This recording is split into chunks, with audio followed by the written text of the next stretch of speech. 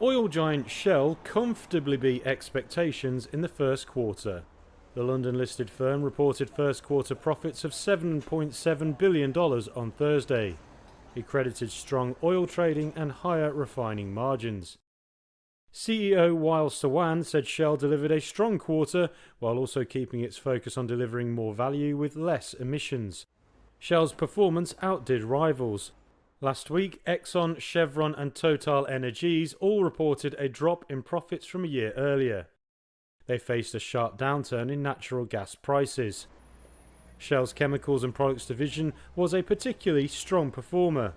It saw a more than threefold rise in adjusted earnings from the previous quarter to $2.8 billion. Though Shell said the results were offset by a weaker showing from the liquefied natural gas trading business, as sales there dropped 7%.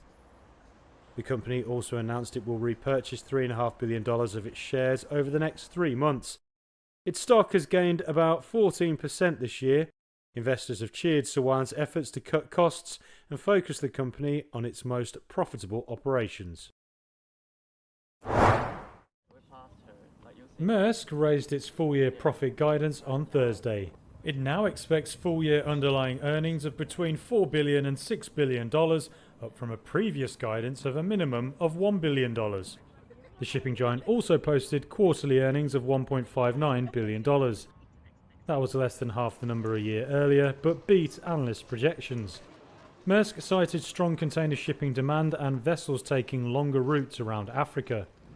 The Danish firm and its rivals have diverted ships around Africa since December to avoid attacks by Houthi militants on vessels in the Red Sea. The move has sent freight rates higher due to longer sailing times.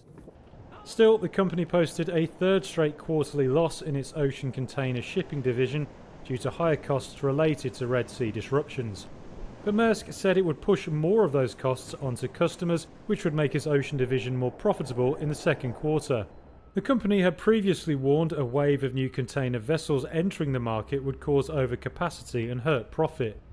Spot freight rates tripled to almost $3,500 a container at the beginning of the year, but have since eased to about $2,400. Shares were down 5% after the update, but recovered and were later down 3%.